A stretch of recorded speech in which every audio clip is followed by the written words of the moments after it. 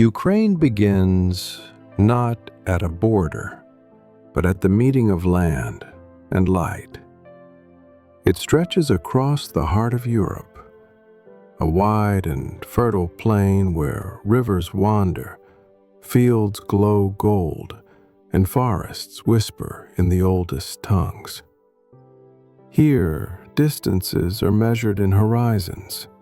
The land is open, expansive, inviting, and sometimes endless. For those who listen, Ukraine does not announce itself. It arrives with a hush, the soft sigh of steppe grasses, the cool mist rising from riverbanks, the quiet dignity of old villages clustered beneath wide skies. Morning comes to Ukraine gently. A pale blue emerges from the dark. Dew glimmers on the wheat. In the countryside, the world wakes to the creak of wooden gates, the muffled clatter of a distant cart, and the voices of birds rehearsing ancient songs. For a moment, the land feels untouched, a canvas awaiting the brushstroke of day. It is in these first moments that you understand what makes this place different. Ukraine's soul is not loud. It is generous. It welcomes you not with spectacle, but with space. Here, tradition is as much a part of the air as the scent of rye bread or the smoke from a wood stove. Old women in kerchiefs sweep their doorways. Sunflowers turn, as they always have, to follow the light. Life unfolds in patient gestures, baking, tending, gathering, woven into a rhythm older than memory. And as you begin to walk this land, you realize you are not just moving through a country, but through stories, layered, lived in, never quite finished. This is a narrated discovery, a journey told in whispers, in color, in time, where every moment asks you to slow down and truly see. Subscribe for more narrated journeys. Let your mind travel with us, one quiet step at a time.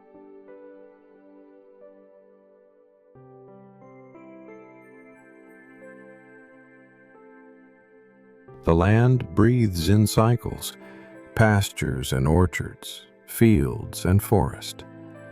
Ukraine is a country of rivers, the wide Dnipro cutting southward, the Prut curling through the Carpathians, the quiet Desna meandering east. These rivers shape everything. Villages cluster on their banks, willow trees droop in reflection, and at dawn, the water carries the first light across quiet ripples. You follow the course of the Dnipro, watching it swell and narrow, a blue ribbon stitching north to south. Along its banks, reeds rustle, and fishermen cast lines from creaking wooden piers. Old ferries move with measured patience. Sometimes you glimpse a heron, perfectly still, waiting for the world to settle before it moves. Beyond the rivers, the steppe opens wide, an ocean of grass beneath an even bigger sky. In summer, it shimmers with heat. In autumn, it glows with copper and bronze. Wind shapes the land and the people. There is a quiet resilience here, a willingness to bend without breaking. Farmhouses dot the plain, their gardens thick with dill and sunflowers. White storks build their nests atop chimneys and power poles, returning each spring as if the world outside never changed. In small towns, the past lingers, sometimes in a crumbling church, sometimes in the pattern of cobblestones, sometimes in the old songs drifting from open windows. The present is slower here, made of market mornings and neighbors pausing to share news or bread. You hear it in laughter, in lullabies, in the low sound of a distant accordion at dusk. Ukraine's beauty is never urgent. It asks for patience, rewards attention. To walk these fields is to understand history not as dates or wars, but as seasons, as hands planting and reaping, as moments quietly carried forward. And as you travel further, you notice. The farther you go, the more the country opens, and the quieter your thoughts become.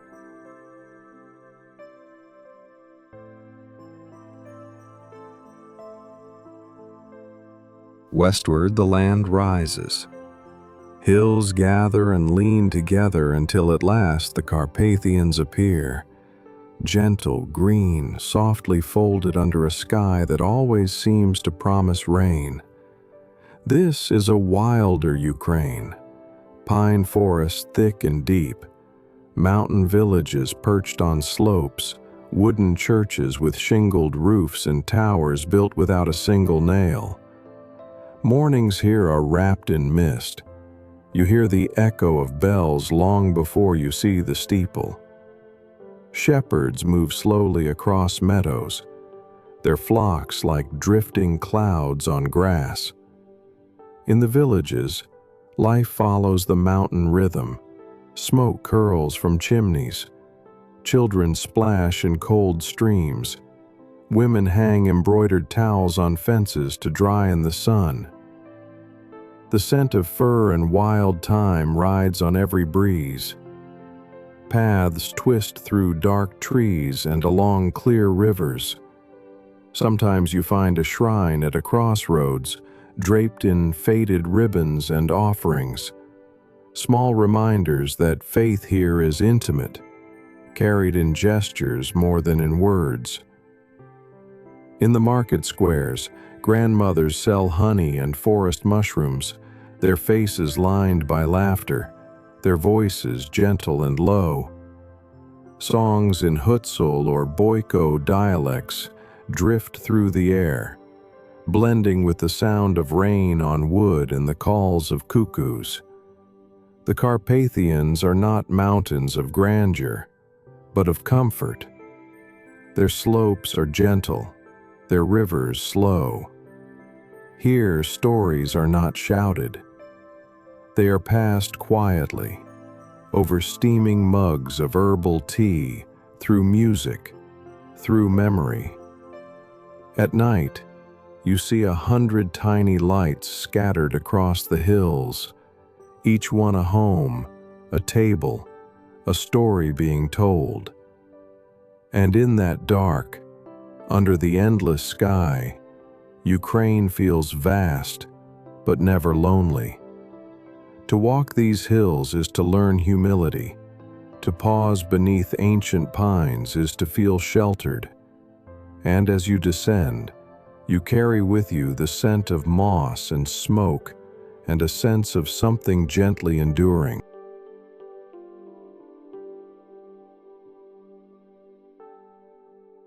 Further east, the land evens out again, unfolding in great green sheets where time drifts more than it moves.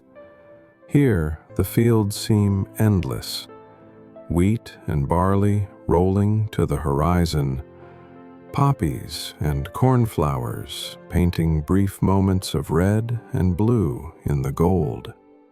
You pass through the heart of the countryside, through Poltava, Vinnytsia, Cherkasy, where farm roads wander and villages nestle in the arms of old orchards.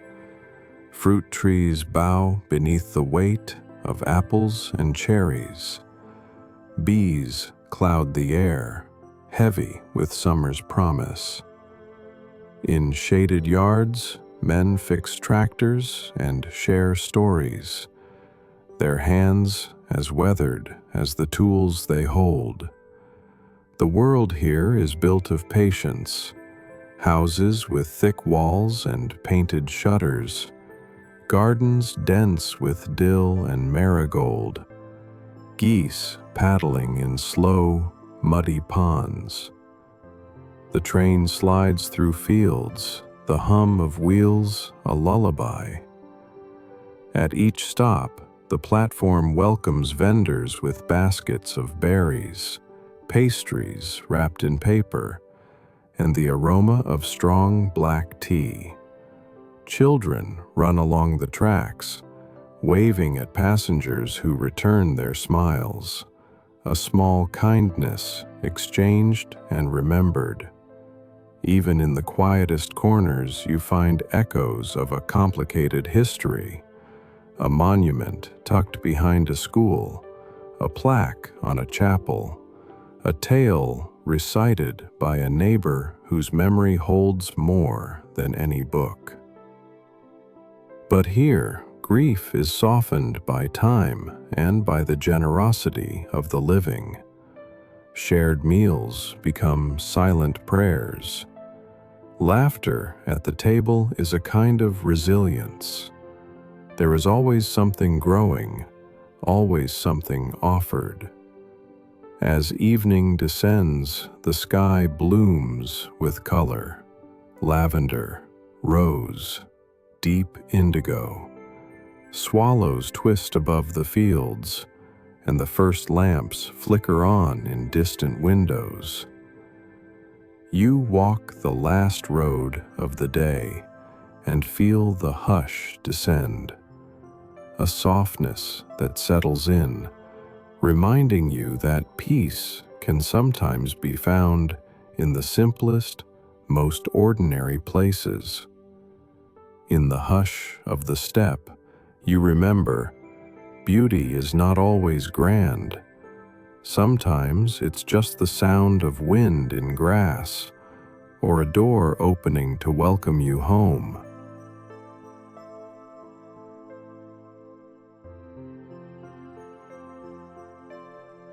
Eventually, the land draws you into its cities, places where history folds into the present, where centuries are layered like bricks in an old wall.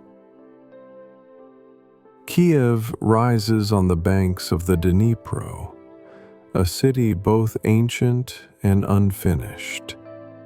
Gold-domed cathedrals gleam above the trees, their bells ringing out over wide, leafy boulevards. The Lavra's caves hum with the prayers of 1,000 years. In the morning, light filters through the chestnut trees, glinting on trams that rattle toward the river. On Andreevsky Descent, artists hang their canvases on fences. Musicians tune their instruments, and the aroma of fresh bread and coffee drifts down cobblestones. People linger at bookstalls, buying poems and postcards. Students talk softly under chestnut blossoms. Here, modern life never quite erases the old.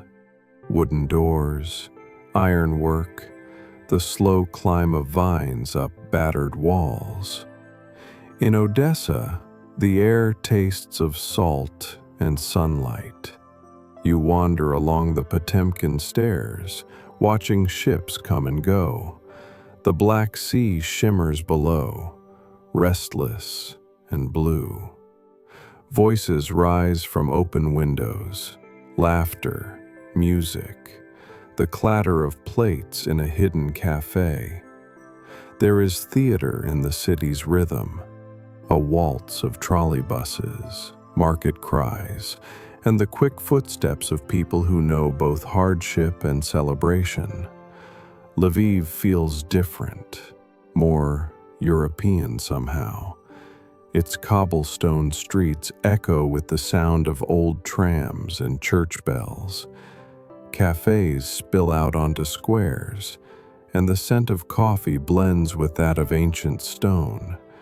Here, The past is painted in soft colors, faded signs, peeling frescoes, hidden courtyards lush with ivy. In every city, there are scars, traces of siege and sorrow, stories told in monuments and silence. But also, always, there is music. A violin in a subway tunnel, an accordion on a bridge, a lullaby hummed by a grandmother as dusk falls. The cities of Ukraine are not just built, they are lived in, felt, remembered. They hold memory in their stones and hope in their windows, and as you wander their streets, you feel yourself folded into a story both ancient and alive.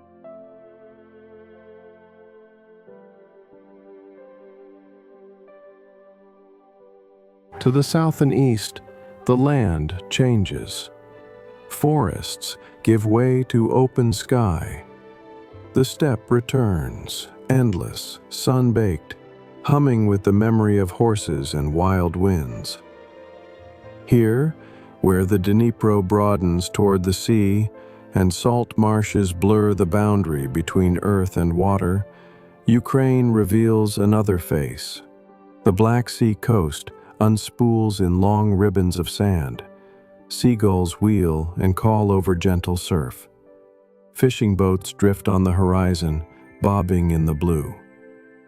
You wander through sleepy port towns, Mykolaiv, Kherson, where the air smells of salt river and sunflower oil. Old ships rust quietly at their moorings. Fishermen mend nets on docks, their hands moving in practiced silence. At the water's edge, children dig for shells and splash in shallows. Women carry baskets of apricots to market, their dresses catching the morning breeze. There is a kind of sunlit patience here. Markets open and close when the people are ready, not before. Farther east, the steppe grows wilder. You pass wind-sculpted grasslands, stretches of poppies and thistle, the remains of Tatar fortresses, and the low silhouettes of villages. In some places, the sky feels so large, you could drown in it. The air is thick with the song of larks.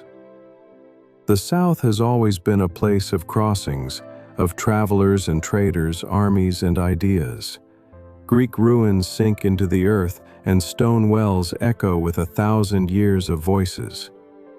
Here, the border between Europe and Asia blurs, not just in geography, but in language, in food, in the faces you meet. At night, the steppe is a sea of darkness, the only light from far-off farmhouses or the distant glow of a refinery. If you lie in the grass, you hear the hush of wind, the murmur of insects, the almost silent turning of the world.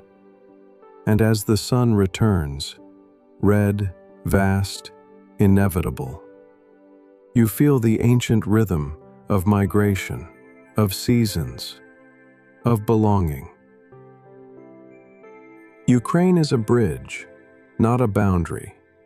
And in the south, where land and water mingle, you sense the promise that, despite everything, life goes on.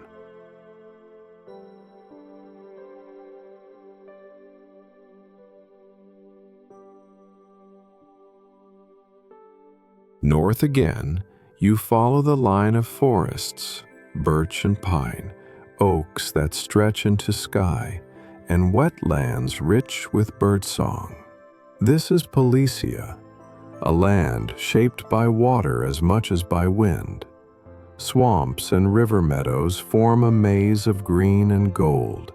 In spring, the land floods, and villages rise on islands above the high water.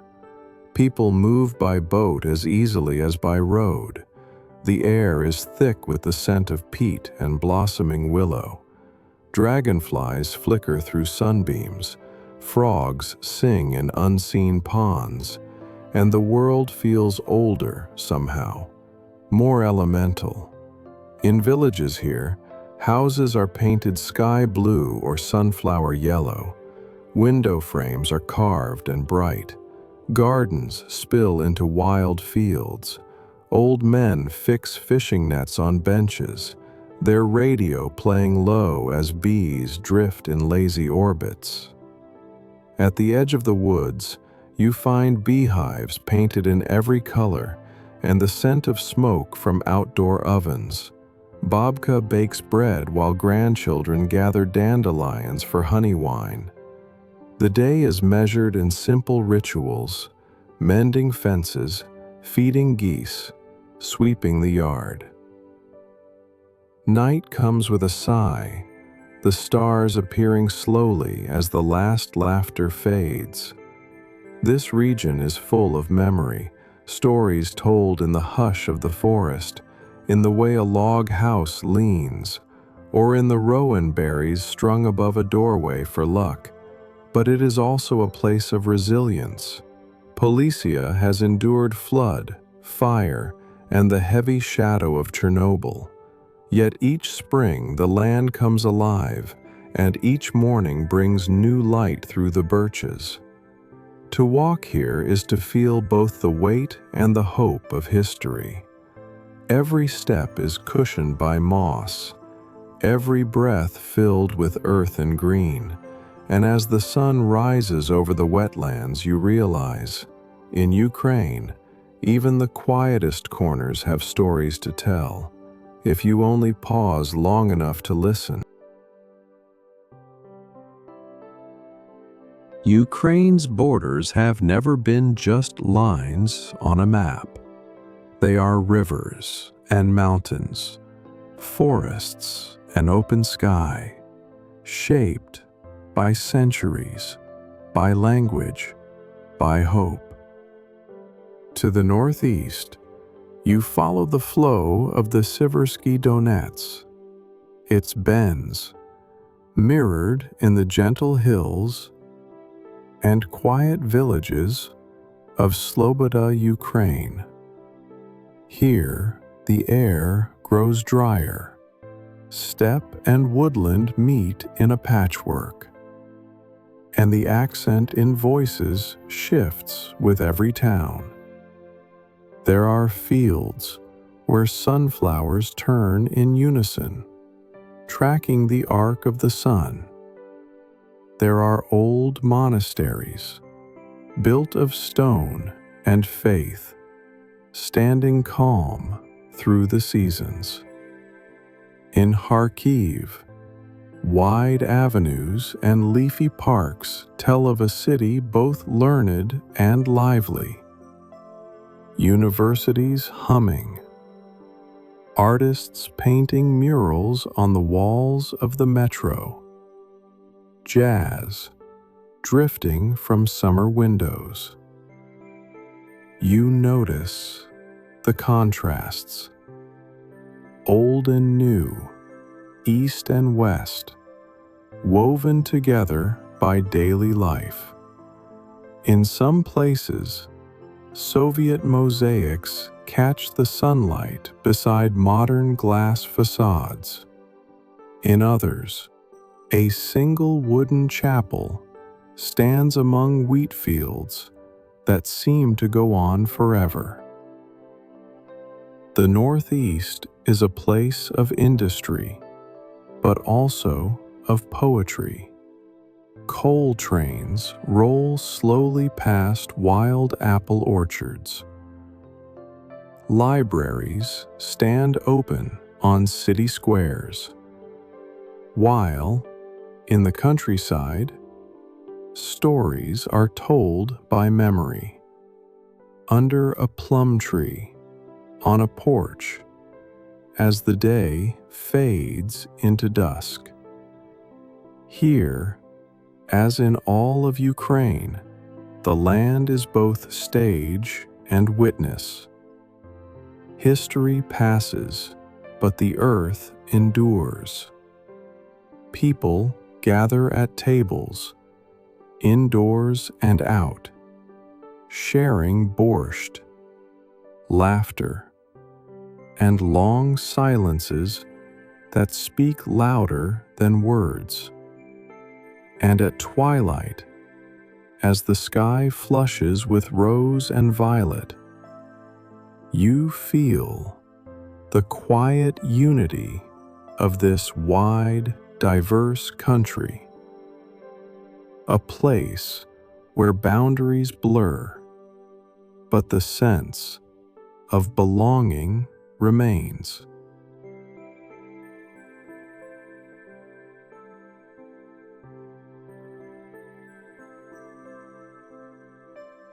Night returns, soft as breath, across Ukraine's fields, cities, and forests. Windows glow with gentle lamplight. The last voices hush as the world folds into quiet. You sit at the edge of a village, maybe by a river, maybe beneath a chestnut tree, and look up into a sky wide enough for every story. The hush is full, the echo of footsteps, the lullaby of old songs, the memory of hands planting and mending and welcoming. You think of all you have seen, steppe and river, hill and city, loss and hope. Ukraine is not a place you pass through. It is a presence that moves with you, slowly, generously, a rhythm carried home in the heart.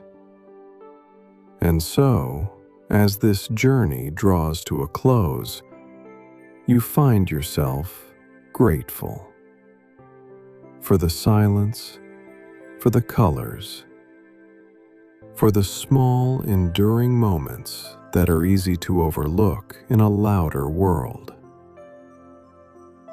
You remember the taste of fresh bread, the warmth of sunlight in birch forests, the weight of history softened by laughter, and the music that waits in every square and kitchen. Thank you for traveling quietly with me across Ukraine, for letting yourself be led by rivers and wind, for allowing the slow beauty of the ordinary to become something unforgettable. If you enjoyed this journey, I invite you to like the video, leave a comment with your thoughts or memories, and subscribe to our channel for more narrated discoveries from across the world.